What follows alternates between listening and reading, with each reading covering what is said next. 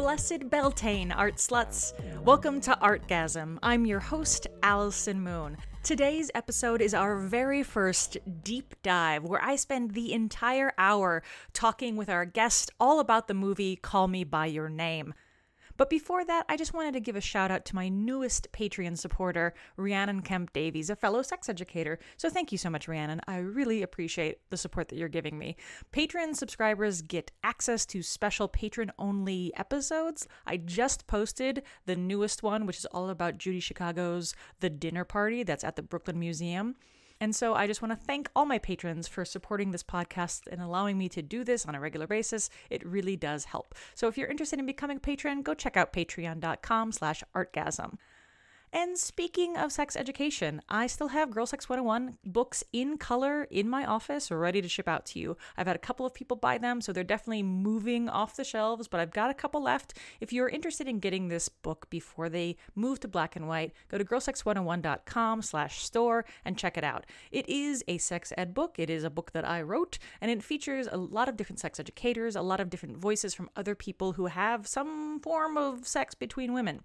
But I also have a lot of readers who are straight men who just want to learn how to have sex like lesbians do, I suppose is the best way of saying it. And I really appreciate having my straight male readers reach out to me and say, hey, actually this book really helped. As far as other announcements, I'm going to be in Los Angeles on May 6th, which is just around the corner, teaching how to drive a vulva at the Pleasure Chest in West Hollywood. If you've never been to a sex education workshop for adults, I really recommend coming out and seeing this. It's free, so there's very low risk. It's a really fun place. It's at a great location, so you can have great barbecue before or after. And I just really recommend broadening your horizons and enjoying sex ed. Sex ed, if you got it at school at all, probably left you with a bad taste in your mouth. I think adult sex ed can be so fun because it allows us to talk as though we're actually sexual people and we're having sex and we care about pleasure. And so being able to speak from a pleasure positive place, a place where we understand that giving and taking pleasure is a good thing, and that being receptive and wanting to learn about new aspects of sexuality is actually a win for humanity. So I really recommend checking it out. It's very low risk. You can come say hi to me after the class. We can talk about the podcast. You can introduce yourself. I love meeting listeners. So consider coming to that. That's on May 6th in West Hollywood at the Pleasure Chest.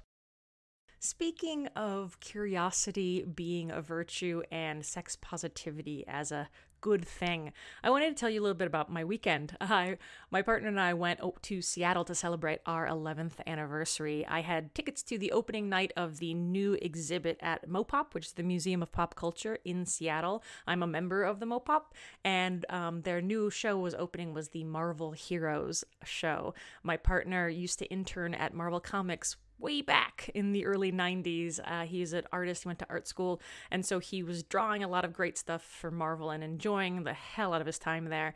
And I think in some ways that's one of the paths that he could have taken but chose not to in terms of becoming a comic book artist. So going to the Marvel exhibit was so fun because they have a lot of amazing artifacts. And if you're a comic nerd, I actually really strongly recommend it. I was worried it would be a little heavy towards the film representations of Marvel, but they actually do a great job of balancing the MCU in film and TV with the comic aspects of things. They had a lot of Jack Kirby's early work. They had a lot of Stan Lee's early work.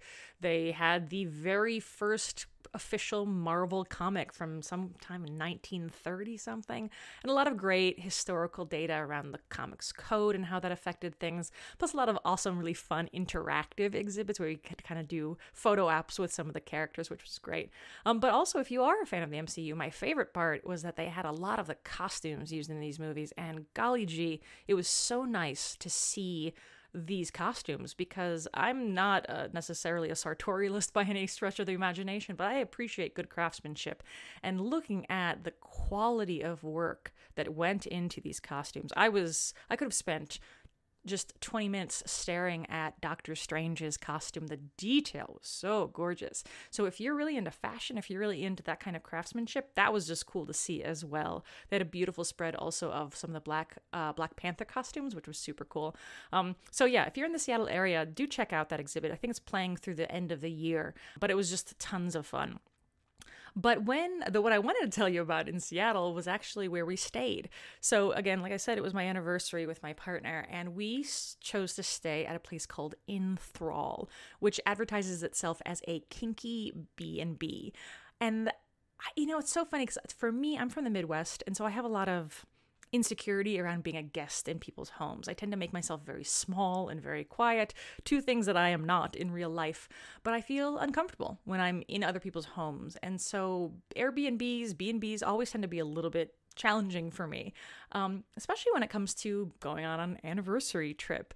What was so special about Enthrall is that, it's very clearly a sex positive space. It is encouraging you to explore an adventure.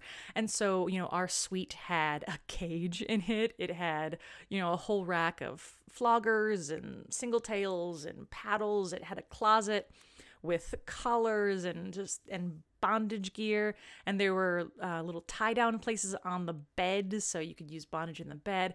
It was just really fun, and even though I personally don't identify as a kinky person, and my partner isn't really kinky either, I didn't realize how nice it would be just to be staying in a space that is not only tolerant of sexual behavior, but encouraging sexual behavior, encouraging you to be relaxed and to be able to make the noise that you want to make, and to be able to, feel like you can play without being concerned that you're going to get kicked out. It was so refreshing. It was so surprising to me how different that experience is, staying at a place that's sex positive and sex focused, as opposed to, just your average mom and pop B&B.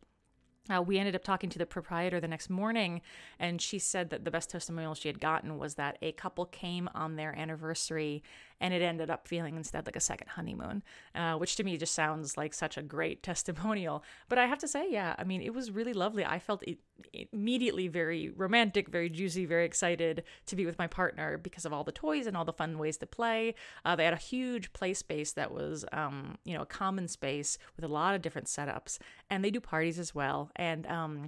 And they even, I think, rent by the hour as well. So if you're just in Seattle and you want a quick little lunch break with a sweetie, I recommend checking out Enthrall. Their website is Enthrall, Inthrall, Enthrall.com. So thank you to the Enthrall people for welcoming us into your home. It was a really lovely way to spend a night. So that was fun. All right. One more little interesting thing to shout out before we get to the show. I just read a wonderful article listicle, whatever they're called, on GQ, and it was called 21 Books You Don't Have to Read, and then parentheses, subtitle, whatever, and 21 You Should Read Instead. I really enjoyed it because it was compiled from a bunch of different authors about different books that, you have been maybe drilled into your head that you should read to be a good American citizen or whatever. But instead, sometimes they're just slogs. And personally, I love books and I love reading, but I have a lot of anxieties about them. I like to fashion myself as an intellectual. I like to believe that I enjoy new ideas and consuming different kinds of art forms, but I do feel like I have a little bit of, quote unquote PTSD from reading in school. I used to read voraciously, and then I remember just at a point in middle school or high school just kind of hitting a wall with the stuff that they made us read. I remember The Sound and the Fury just feeling so interminable.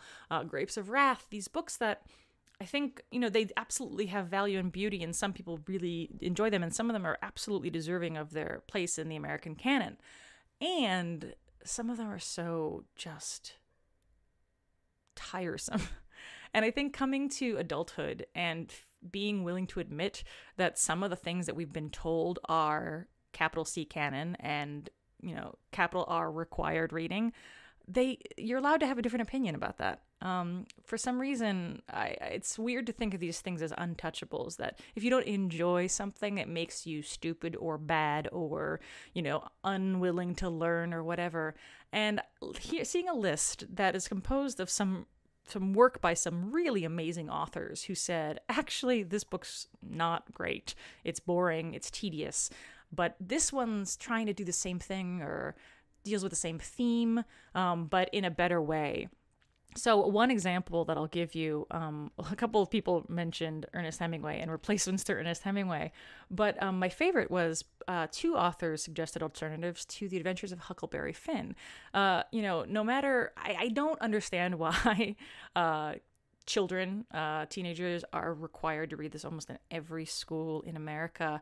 I don't believe that the book should be banned, like a lot of people have tried to ban it, but I do believe that if you want to talk about that era in America, there are other books. And if you want to talk about race in America, oh golly, there are other books that do it well without it feeling really uncomfortable. I mean, the Jim character is such a caricature, and Mark Twain is brilliant and funny, no doubt.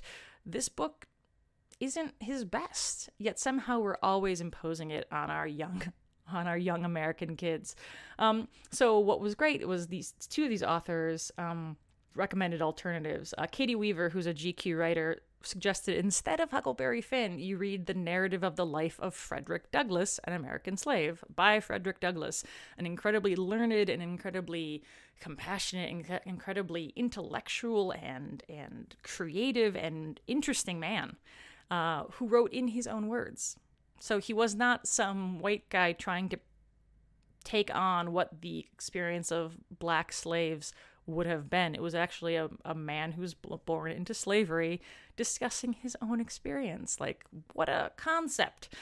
So yeah, and that would be, I would have very much enjoyed reading that book probably compared to The Adventures of Huckleberry Finn when I was in school.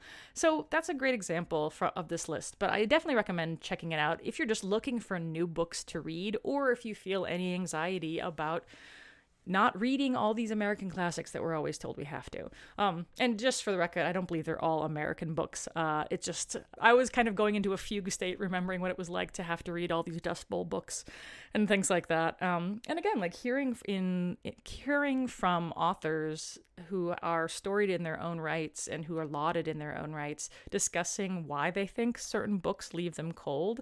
One author talks about how just Dracula by Bram Stoker is not his favorite book by a long shot. And I really appreciated that. And some people were saying, like, instead of Catch-22, read this. Instead of Jonathan Franzen, read this. Which I think was just really helpful. And what's nice is a lot of these recommendations are authors of color, are female authors, and so instead of reading a bunch of books by old white men that just kind of seem to exalt toxic masculinity, we have books that say, hey, actually, let's examine masculinity in different ways. Let's talk about the narrative of the American West in different ways, and in ways that are still incredibly entertaining and still feel very much like they teach you something about the world, but not necessarily through this very limited lens, which, let's just say, most of the American canon has been told through. Anyway, I thought it was really cool. So that's the 21 books you don't have to read on GQ.com. All right, so now with that, all of the introductions out of the way, allow me to introduce to you our topic of the day.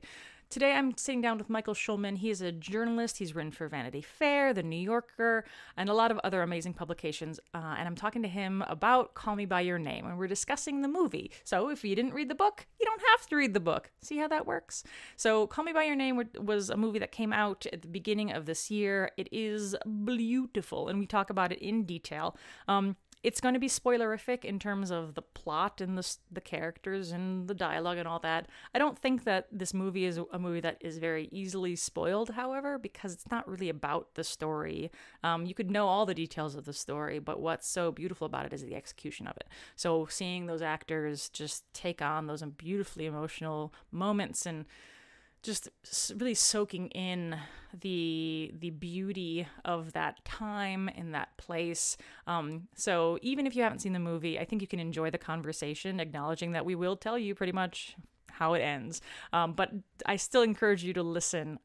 But if you haven't seen the movie, oh golly, you should. You really should. It's just so beautiful. It's just a really nice watch. It's a great way to just kind of, for those of you who are stuck in a place that still hasn't quite gotten warm yet with the spring, it'll make you feel like you're in northern Italy for a couple of hours during the height of summer. And isn't that just where we all want to be sometimes? So without further ado, please enjoy my conversation with Michael Schulman about Call Me By Your Name. Hi, Michael. Hi, Allison. Thanks for being here with me. Thanks for having me. So I'm so excited because I've been doing these deep dives where we talk about like one cultural artifact that feels like it has relevance around sexuality. And you wanted to do Call Me By Your Name, the film, and I was so excited that you mentioned that because I've been wanting to talk about that movie since I saw it. So thanks for wanting to talk about it. I've been talking to everyone. I know about it since I saw it. Yeah. I've been completely obsessed with it. I mean, I really don't usually react to works of art like I did to that movie, and I kind of feel like a basic bitch now because it's a big Oscar movie and everything. Yeah. And everyone's seen it, and it's part of award season. But I mean, I just had a really personal, strong reaction to it. I saw the movie twice. I first saw it at a press screening in October, kind of before a lot of people had seen it. I'd heard a few things. And then I saw it again. I brought my husband when it came out in theaters in November, and then was so into it that I read the novel by Andre Aciman, which is a beautiful novel, and got the soundtrack, which I've been listening to like all the time. Oh, the Sufjan Stevens songs are so great. The Sufjan Stevens songs, a sort of like 80s new wave, like weird European pop songs.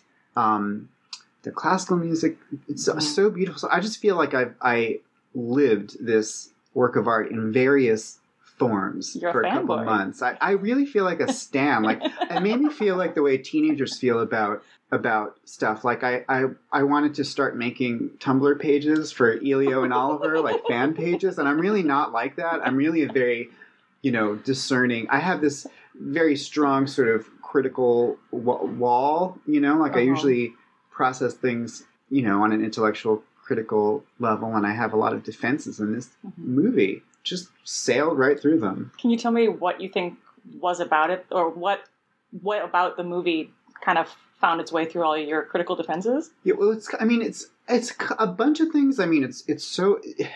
I think at the root of it is just that it captured so accurately that feeling you have when you first fall in love for the first time as a teenager, and the really, really intense emotions, the intense desire that comes with that. And not just your first crush, but the first time it's reciprocated and turns into sex. Like, it's just overwhelming. And especially in the novel, which is sort of set inside Elio's mind, there's so much obsessive,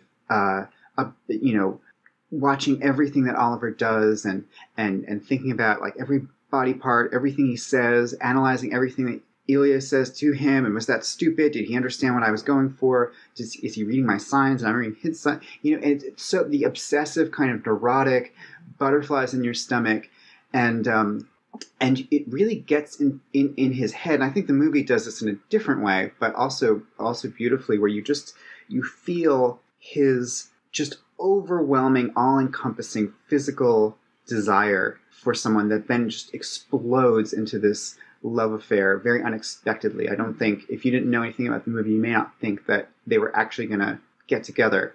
And then just all sorts of peripheral things, like not peripheral, but incidental things to the movie, like Italy. I've always just loved Italy. I was actually, when I was 17, it was during a summer in Italy, in like rural Italy on an academic program, and one of the kids there was named Oliver, although was he a dreamboat? He was not a dreamboat. Actually, the girls thought he was a dreamboat. I thought he was kind of a douchebag. But I just identify with that strongly, just the romance of Italy. Also, this is kind of weird to say, but like I had a strong kind of body identification with Elio, just because I had like a sort of skinny body then, and I felt like to see Timothy Chalamet's like just sort of skinny teen boy body, like it's sort of sexualized in a movie, it just kind of got me in that certain way. That's what I mean about going through the defenses. If you feel like, oh, I am this person, like it gave me this feeling like I had actually had this love affair, that it was something I had experienced. Yep. Because in different ways I had, it made me think about my first sexual experience with a man in college, and also about that summer in Italy, and also about like sort of feeling like I was in that body and wondering if, and not quite feeling sexual yet, but sort of realizing that I was, and all sorts of things that like came together And then just at the end, there's that beautiful monologue by the father, played by Michael Stuhlbarg, which is so brilliant and so gorgeous, and just everything that is like sensual and erotic about the movie then becomes so grounded in this like incredible wave of emotion, of thinking, wow, like to have a father give that speech. And also, it's also like the movie and the book, because that monologue is taken basically word for word from the book.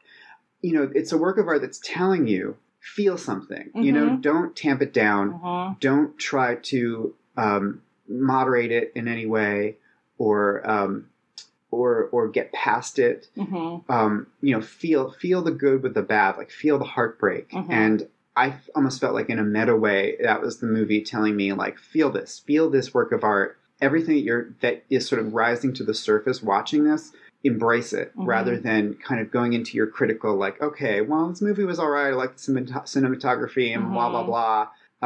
And so I did really just kind of allow myself to do that. Yeah. I found that the first time I watched the movie, and I've heard this from a lot of people, I was talking to my girlfriend about it, actually. The first time I watched the movie, I realized I was very nervous because I didn't know anything about the movie other than it was a love story between two men, and a man and a boy. And I realized I was just kind of having that moment of like, oh, this is a gay movie, so somebody's going to get hurt, somebody's going to die, somebody's going to have a fight, somebody's going to be cruel to somebody else. There's going to be cruelty in this movie, and I had to kind of like hold on to it. And then once I got to the end of it, and I was like, oh my God, this was just beautiful. Human beings just experiencing these things. And that was the drama. The romance was the drama.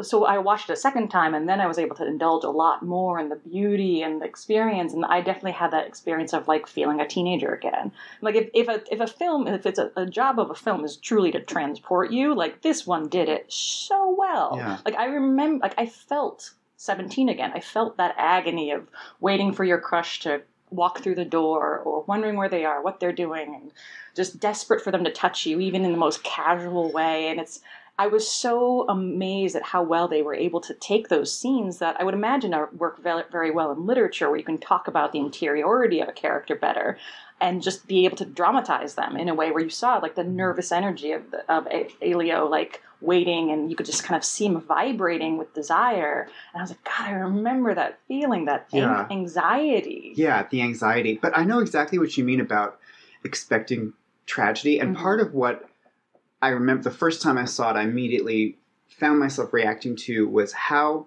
well it sidestepped every gay movie cliche so brilliantly, one thing after the other, there was no, like, I think we're so trained to accept so many of them that I didn't even realize, like, the first sex scene, I sort of assumed there would be some like, ouch, it hurts. Like, like the first episode of Queer as Folk, the American Queer as Folk, when like Brian and what's his name? Justin first have sex. Like the sort of ouch anal sex scene. They just didn't do that. They just panned away to that tree, and that was totally fine with me. I was like, okay, this is not going to do that thing. And then, the scenes with Elio's girlfriend, I kind of expected that scene where they try to fool around and then he just can't get it up and he doesn't know what to do, and it's like very distressing. Instead, no, you just see them. They go ahead, they have sex, and they care about each other. They have something. Yeah. And then he's also having sex with Oliver at the same time, and so it doesn't go there where you think it's going to. And then with the father, I always assume that the father of the gay kid is going to explode in anger somehow, and instead, he comes out with that speech at the end, and you're just shocked by it. And then I think most significantly, the ending, no one dies, no one gets beaten up. The worst thing that happens is he gets his heart broken. And just to see that, and for it to sort of go against your instincts in terms of storytelling, as the novel does too, I thought was just incredibly powerful. It just kind of disarmed me, and I think made me pay closer attention. I think some people who don't like the movie, and I have I get very defensive of it now, because when people say I hated it, I'm like, I don't want to know why. But some of them say that they didn't find this or that realistic. they didn't think they thought the father was sort of a fantasy figure or whatever, or like how do they not deal with homophobia in the world? And I think that's all there, but I think that's also it's partly because we're so trained to think, oh, a gay love story has to go this certain way. We're going to see these things. And the movie does not do any of those things. Yeah, some people are lucky. Some people were born to great parents. Like, and not everybody's coming out story has to be the tragedy, has to be the beating.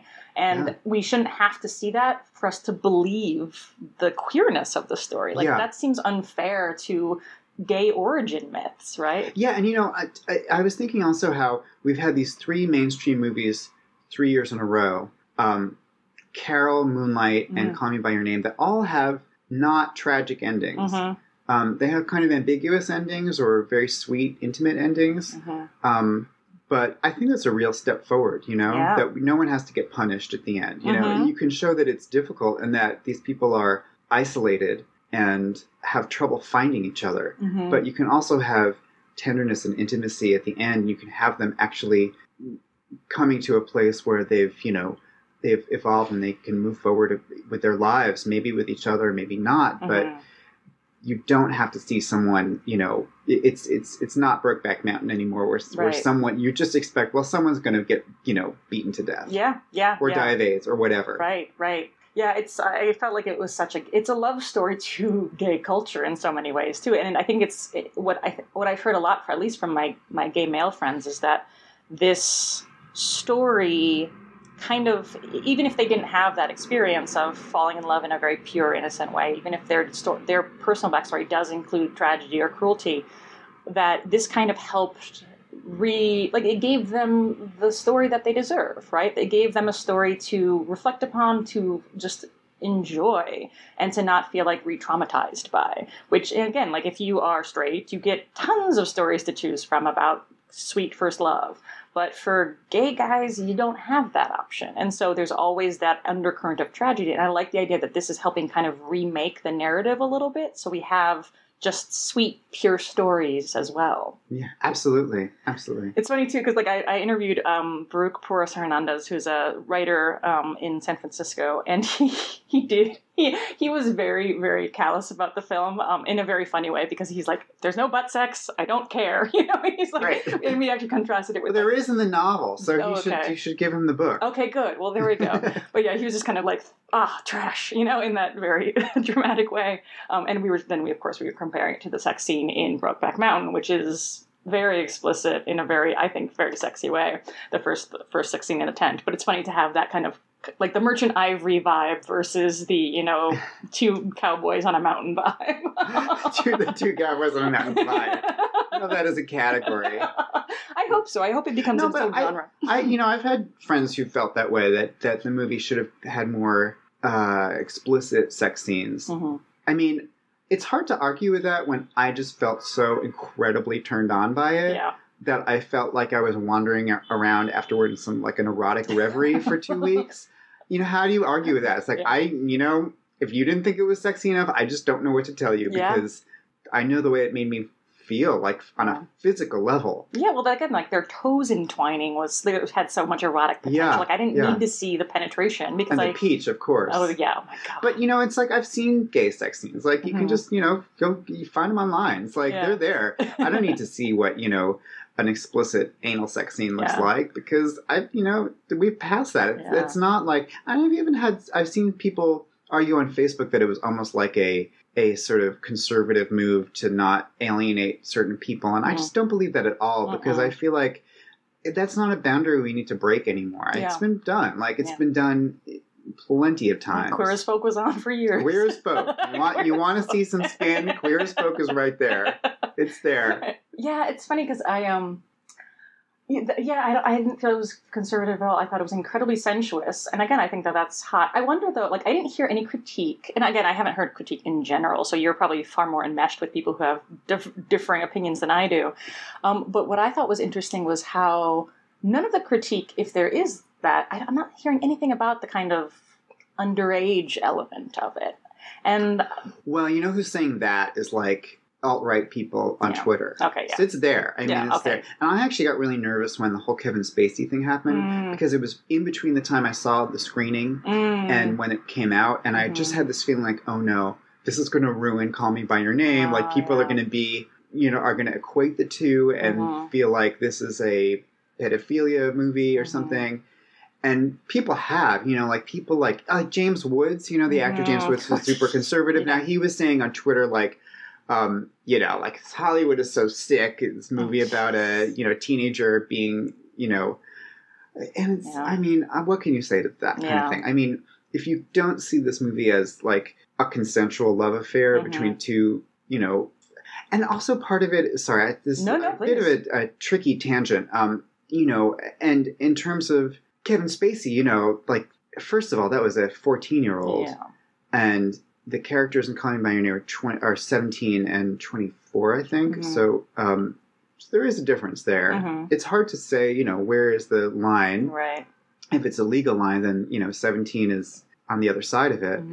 But when I was I wrote about the Kevin Spacey thing for the New Yorker website and tried to talk about Call Me By Your Name, and it was very difficult because what I wanted to say was that, for gay men, for young gay men, especially, in 1982 or 1986, as the case was with Anthony Rapp and befriending Kevin Spacey, you need to get to know older gay men. And sometimes you have your first relationship with an older man because that's who's around. Like you that's your entree into the community, and it's not the people who go to your high school who you can date. Right. So sometimes you're 17 and the people that you meet, the first people in the gay community are 24.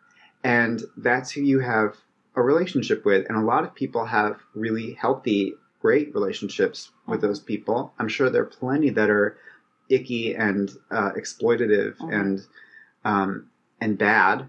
And of course, in the case of Anthony Rapp, he was a 14-year-old little gay boy and saw this like cool Broadway actor and wanted to go to him to part with, follow him around and learn from him and emulated him.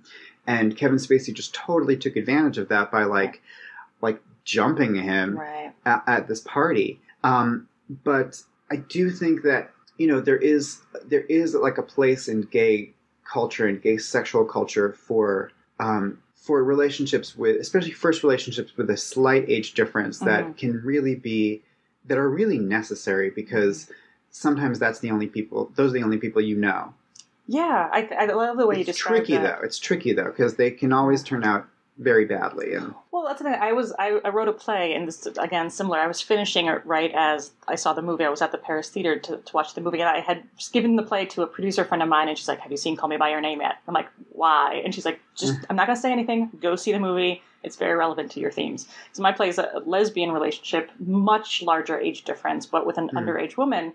And I wanted to explore that kind of what we actually consider consent, right? And what we actually consider violation, because we have these stories of teenagers who actually do pursue older people for all the reasons that you mentioned, for either understanding the world or understanding themselves, being with somebody who's not another fumbling teenager. There's a lot of reasons why you would seek out that relationship. And I find it really frustrating when we are so afraid of sex as a culture that we remove true enthusiastic consent from a teenager. We basically tell them they didn't know. They shouldn't have known. They couldn't know because that weird boundary between 17 and 18 suddenly magically you become an adult and magically you're able to consent.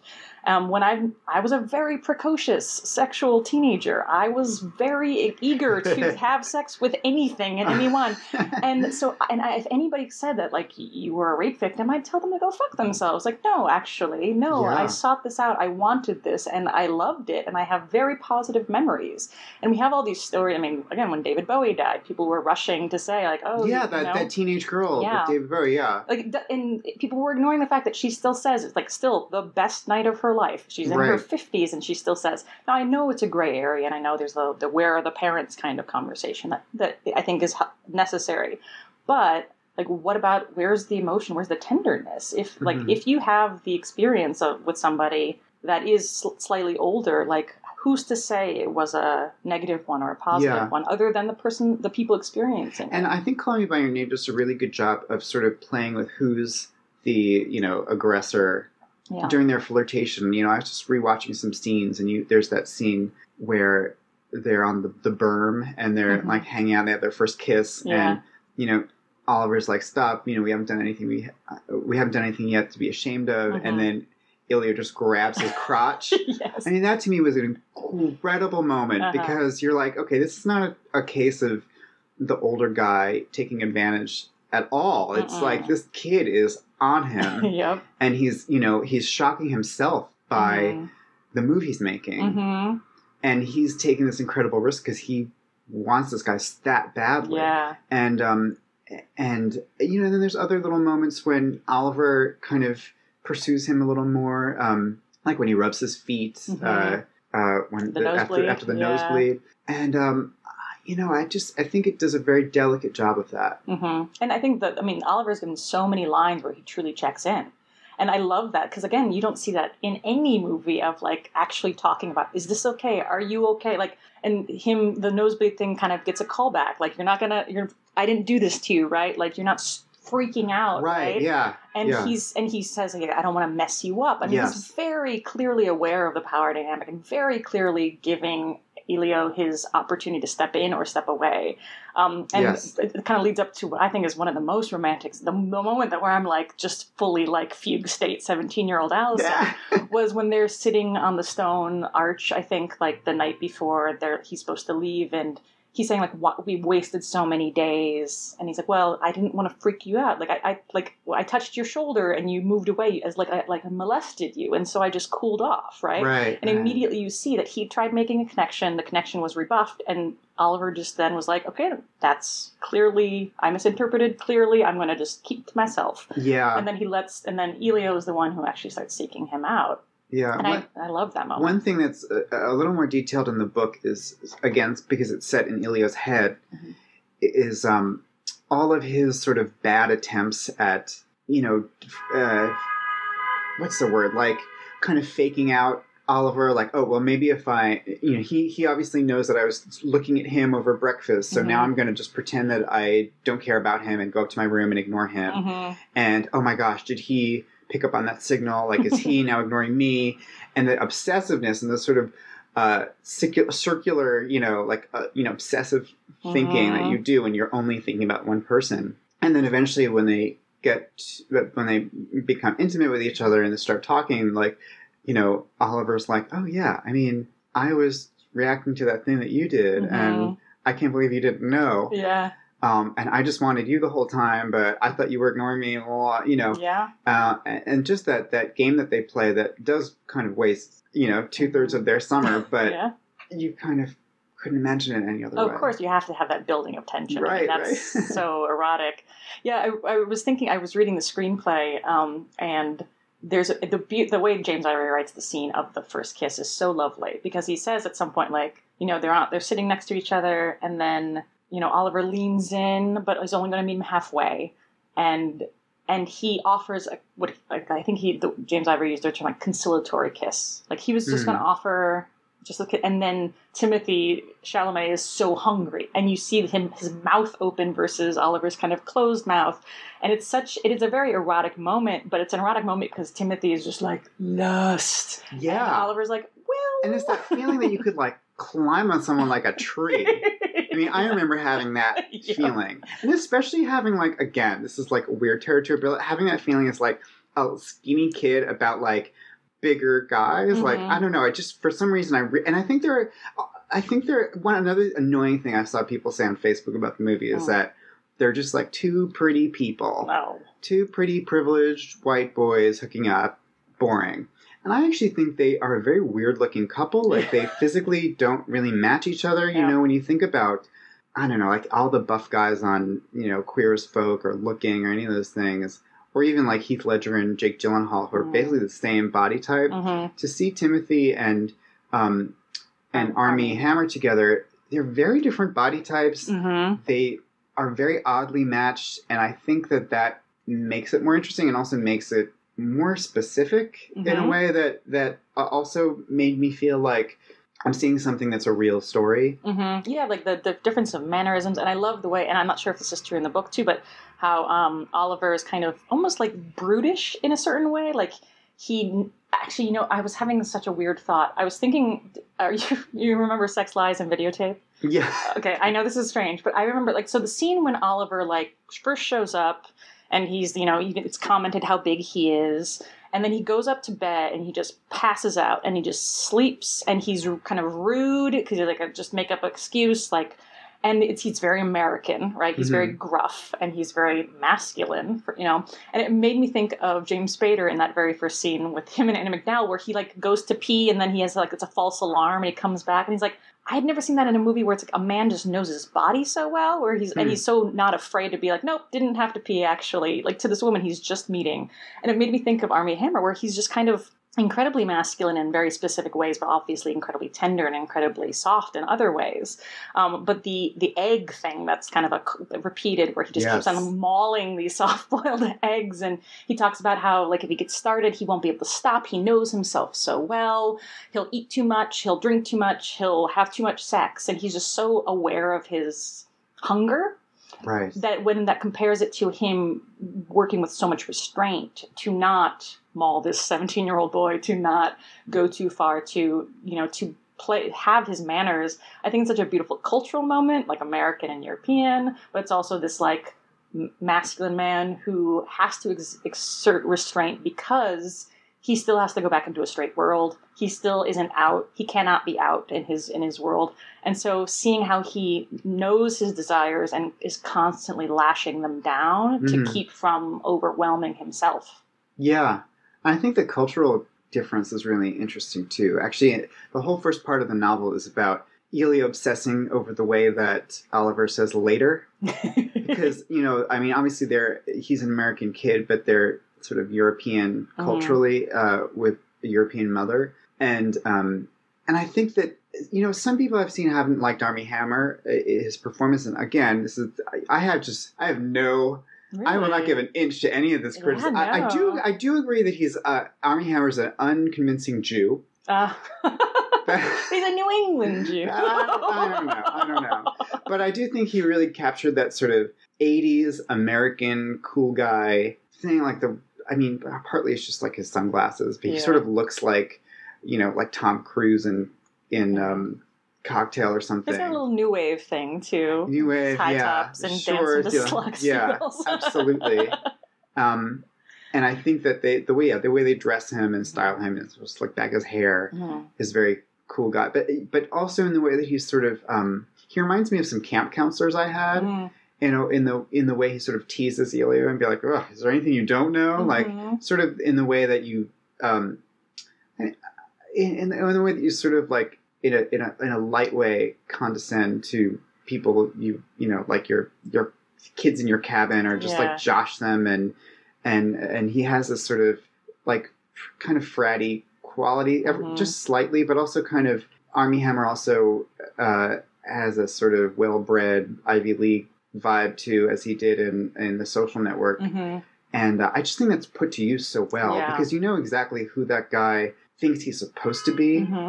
Which becomes important at the end when he just gets married and lives this life of whoever you imagine he's supposed to be back home from where he's from, from Massachusetts, wherever he lives.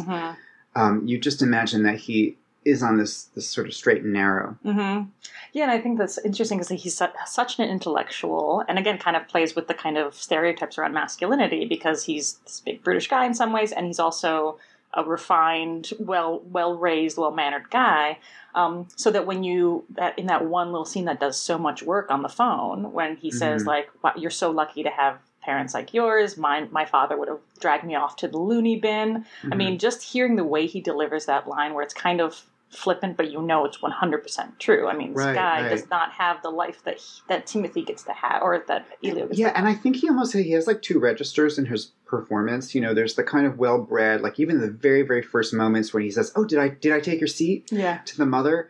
And then, he's working on that level up because he's a character who knows his manners. And then when he kind of drops his voice into that Don Draper range, when he kisses him and says, "That better?" And then at the end when he says, I remember everything, like that is just so incredibly sexy. But also you see that like this is someone who is hiding something about themselves, who is sort of trained to act a certain way and sound a certain way. And what he has with Elio is like the real him, I guess, or hitting a different, more genuine part of him that he kind of doesn't allow himself to show. Yeah. Oh, so good. Yeah, and that made me think of too of the apricot scene. Obviously, when Elio comes inside an apricot, but then the scene after that, where Oliver comes up to the attic, finds him. What did you do? Like, it's very erotic and very playful, and you start to see like actually the kind of blossoming of a more mature relationship. But then it's undercut by Oliver, saying, well, you want to see sick, and he's about to take a bite of this cum-filled apricot, and Elio has like a little mini meltdown, like he's all of a sudden humiliated by his sexuality. And you get to see this moment of like, you think Timothy or Elio's rising to the occasion of like, I'm going to be a man in a sexual relationship, like, and then all of a sudden this moment is so frightening for him that he retreats into kind of teenage humiliation all over again. And seeing that dynamic just kind of, again, you all of a sudden see that difference in self-confidence. But then at that very end, when Elio gets to have the experience of, I'm going to feel this, I'm going to come out on the other side of this, it's going to hurt, but because my dad told me, like, I'm going to feel it. And then Oliver not getting to feel anything. He can remember it all, but it's all very private. You have the feeling he has nobody he can talk to about this incredibly beautiful part of his life. Yeah. That's so tender. Some people thought that the peach, it's a peach, by the way. It is? I thought it was an apricot. It's all I can tell you is that I just can tell you what I know. I mean, you read the book. You must know. I did. It is referred to as a peach in the book. I think. Gosh, now I'm. I remember because reading the screenplay, they talk about the orchard having a lot of different fruits in it, and then maybe he fucked one of each. I don't know. But I was going to say, some people didn't think it went far enough, because in the book, he eats the whole thing. Oh. And there's also some other stuff in the book that, like, they did not put in. I mean, well, first of all, they talk much more explicitly about, the anal, like, who fucks who does what. You don't see all that, which, again, I think is fine. Yeah. But then also there's a scene when they take their trip at the end. This scene where, they're so close that Elio has to go to the bathroom and there's like a sort of erotic pooping moment where like he's on the toilet and Oliver like rubs his tummy. Oh wow! And I saw someone complaining on, I think it was Vulture, it might have been a piece or Slate or someplace, about how it made all these concessions like watered down the book by not showing him eat the entire peach and not having the pooping thing. And I was like, really? Really? You needed erotic pooping in this movie? That's what you thought it was missing? Scat play? It would have won the Oscar, but I'm afraid. It's fine not to have that. It's fine. And I also think that in terms of eating the whole peach, like, I thought the way that it was shot was, it's just like, sometimes things in a book, it's like the perfect metaphor, but in a movie, it would just be seen like overkill and like trying to be like gross or just like seem silly. Like it reminds me of in Beloved. Do you remember the movie of Beloved with the Oprah movie? Yeah. Well, when Beloved, I guess she's kind of a ghost. When she first appears, she pees like for 5 minutes, and it's some Toni Morrison metaphor about I don't know where she's been or her trying to catch up physically to her absence or whatever. And in the movie, they just do the peeing for a really long time, and it turns comic because you're watching someone pee for 5 minutes in a movie. And I feel like you have to, as a director, you have to just know or try to like experiment with what actually gets across the same effect. And sometimes I think a metaphor in a book like the peach or a symbol or something, it's okay to just take it down a notch. And it's not a horrible, it's not watering down so much as just getting an effect getting the effect that you want. Well, it's interesting because that speaks to kind of the last act of the movie versus the book, where instead of I heard this on Script Notes, they were talking about like in the book they go to a book party and it's like this whole like Elio gets to see maybe what his future as an out gay man could be and all this. It feels very like this is his future is unfolding to him. And in the movie, they chose to keep it sweet and simple, and they go on this hike up to the source of the water, of the spring, which, again, like, metaphor, hello, like, flashing light metaphor, and which ties back to that piece of Oliver's writing in the book where he says, like, talking about how a river by its very nature is change. And so it's like, okay, the beautiful water metaphor that's just touched on a couple times in this motif. And you get it, like, you can see, like, okay, they're going to the source of this water where they first, found their love. It was just a very light touch, but it was fine. Like, that's all I needed. I didn't need a whole new set of characters to be introduced. I didn't need them to be publicly out and about. Like, the inward, and of course it's much more cinematic that way, right? You get to see this beautiful landscape in Italy, and it's just felt really clean. Like, did you feel, in terms of the ending, that they could have done more with the metaphors, or did you feel like it was actually... Well, the ending is what's most different. And it's really interesting how James Ivory adapted it, because most of the dialogue is exactly the same, word for word. That scene that you, I think you were mentioning earlier about when they first sort of talk about how they feel about each other when they're standing around the statue. Yeah. With a very, like, kind of like, not obtuse, but the very circuitous way he comes out. It's oblique, Oblique, It's thank you. It's like I don't know anything about the things that matter. That's taken right from the book. Wow. The father's monologue, so much of it. But so it's not like James Ivory rewrote it for the screen, but he was very smart, I think, about what he didn't include. And part of it is that scene where they go to Rome to this book party and they have this long night, because I think that it is a lot of new characters, and I think it would have a very different effect on the intimacy of the movie. And then also just how it ends. The book jumps into the future, and I won't give away anything for people who haven't read it. But, it's a gorgeous ending of the book, gorgeous and sweeping, and, sort of takes you through time and decades, and you feel such the weight of how this experience affected the course of these people's lives. And I just thought the movie's ending was perfect in a completely different way. I mean, just to see him crying by the fireplace as his mother sets the table as the credits roll, I thought it was stunning. Oh my God. I thought it was absolutely stunning. And I Luca Guadagnino is planning on maybe making a sequel. Yeah, I heard. Sort of like Before Sunrise and Before Sunset and whatever. And I think maybe he can explore some of the stuff that's in the novel or do it completely differently. But I don't know. I just felt like, James Ivory knew exactly what to leave out and exactly what not to touch. And I think it's, I'm sure he's going to win the adapted screenplay Oscar. Oh, I hope so. And I'm so thrilled about that. I mean, just in part because of who he is and how people feel about him. But I just do think that it's not a showy adaptation job, but it's a really smart one.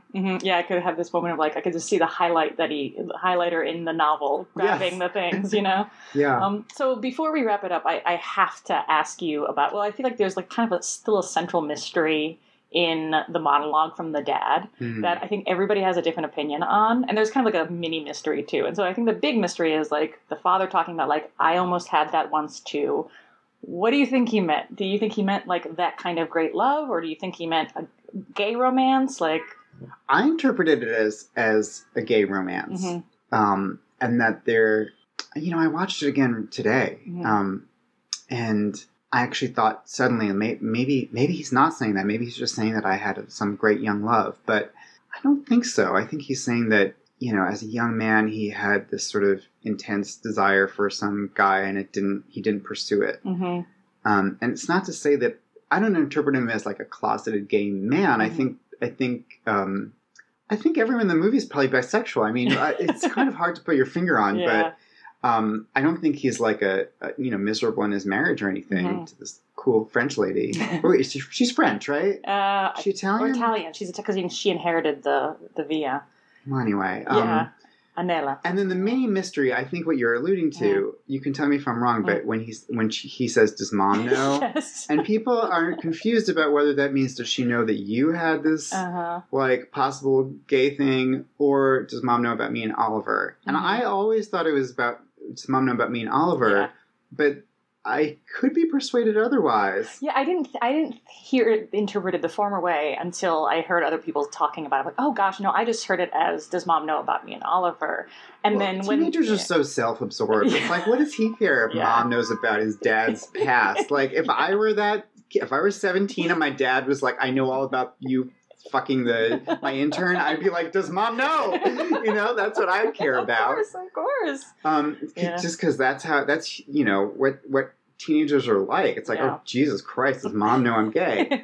And also because I do think she does know, and that actually, it's a very small part, the mother. And that's another thing I saw people complain about on Facebook and whenever. It's like, oh, the female characters are underdeveloped. I thought that that mother character was so subtly done, and she's just that kind of mother, is like controlling everything behind the scenes, knows everything about everyone. Yep. Clearly told, in my imagining, told the father, like, by the way, he is having sex with Oliver. Yep. If you want to have a talk with him, maybe you should. The first time I saw the movie was, like I said, at the Paris, and it was probably, I'd say the audience was like 70% gay men, and then the rest were women.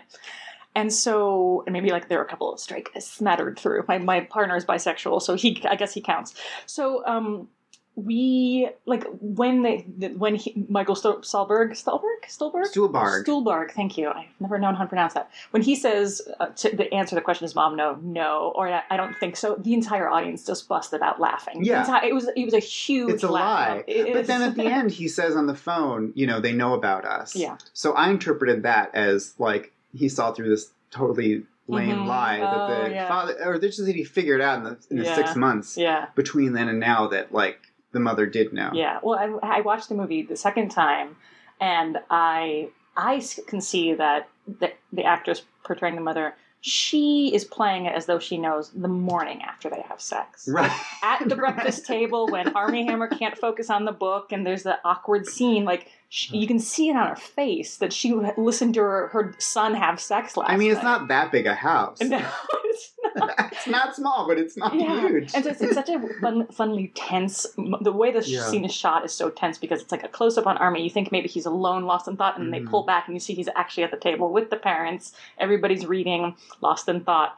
But I loved that moment because it's like, anyone who understands anything about family dynamics can see that mom knows the entire time. She's the one who thought it would be a good idea for them to go away together. It was all mom. Yes. Oh, that's right. And then she drives him home, so she must know. Yeah, and she has that moment. You just, again, what a beautiful performance from her, where she wants to reach out to her poor baby who's hurting, but she can't. She doesn't want to be too effusive. I thought that was a beautifully done scene. Yeah, agreed. That's awesome. Oh, yay. All right, so I think we should wrap it up. That was so fun. Thank you for talking to me about this. Thank you. It's very satisfying to me to talk about this movie in this depth. Oh, good. I've been thinking about it so much. Yay. Well, I recommend reading the screenplay if you have a chance. And I'm going to read the novel. I'm I think I'm in 100 in place at my library to get a copy. But yeah, I'll just have to buy the book. Cool. Well, thank you, Michael. I appreciate talking to you. Thank you.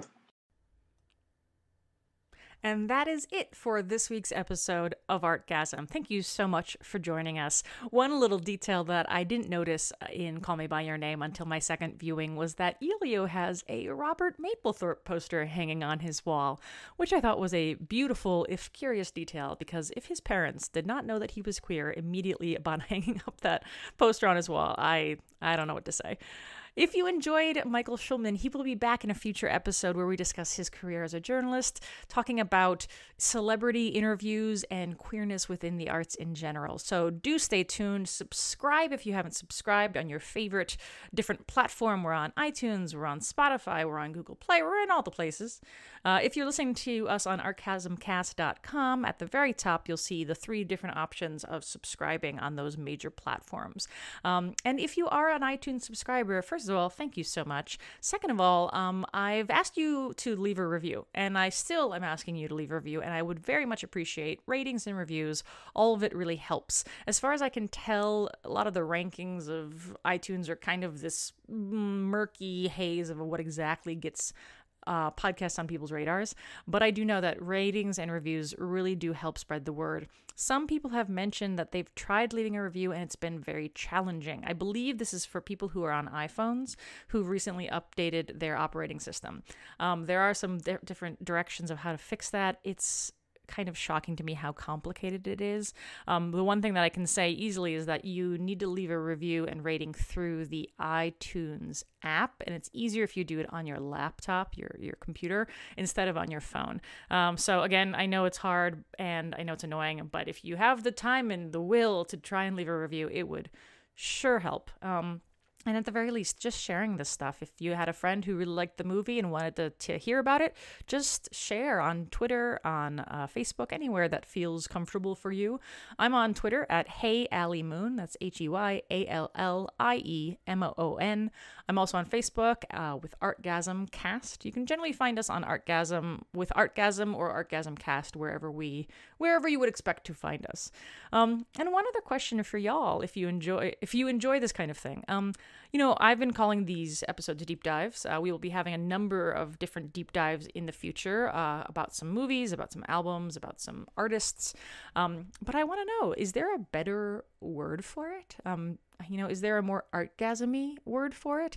If you would like to pitch your idea for what we should call these instead of deep dives, muff dives, I don't know, something fun, something sexy, you can reach out to me at HeyAllieMoon, and if you hashtag it Artgasm, that will really help, or ArtgasmCast, I'll follow that, so you can feel free to pitch ideas for what we should call these, because that would be really fun. So yeah, let us know. In the meantime, thanks again to everybody who's shown support by sharing, by supporting on Patreon, by rating this podcast. Again, this is this fairly new podcast, and I certainly appreciate anybody who's helping spread the word of good sex, good art, good conversation. So thanks so much. Until next time. Bye.